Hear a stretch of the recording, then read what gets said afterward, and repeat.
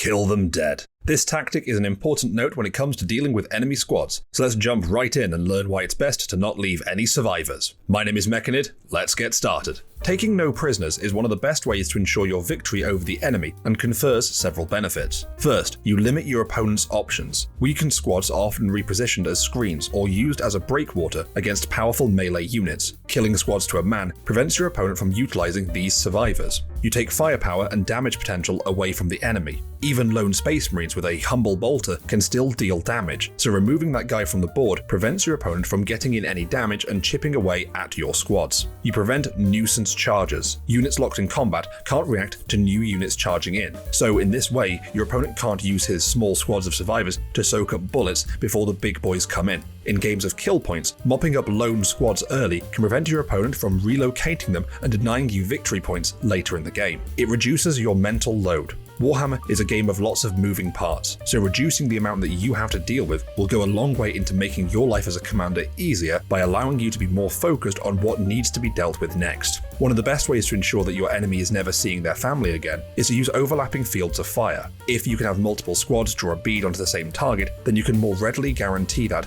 those men are not making it home for Christmas. This has the added benefit of ensuring your battle plan, that if you get really unlucky and don't manage to do much damage with your first or even second volleys, you have follow-up squads ready to finish the job. Also, if you can herd your enemy into a corner and have multiple enemy squads all in the firing line of multiple of your squads, then this lets you be very flexible with your target priority and reduces the likelihood that your squads will be left without a target. On the flip side of this, you do run the risk of overcommitting and in turn overkilling a unit. Say for example using a 10-man last cannon team to kill a lone tactical marine, rather than taking on the more dangerous target like a dreadnought. This is one of the ways that often overlooked weapons like pintle weapons on rhinos can come into their own, potentially finishing off a weakened squad and not losing lots of firepower in the process. Also note, don't be afraid to shoot fleeing men in the back. If a squad is fleeing, then don't assume they're just going to run away and count towards your kill tally. There's always a chance to have those men rally and come back swinging to steal the game. Now, while the individual rules and scenarios will change, and there is no doubt lots of exceptions to this advice, I would always err on the side of saying that overkilling is better than underkilling and leaving a mauled unit alive to fight another day. However, it is definitely preferable to leave squads battered but alive in the name of killing a more dangerous foe. So don't go chasing the fleeing infantry squad when a dreadnought is coming for revenge. So in short, while context applies, when dealing with the enemy, it is generally better to kill them dead.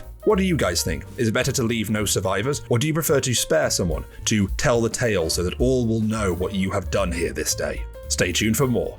My name is Mechanid, thanks for watching.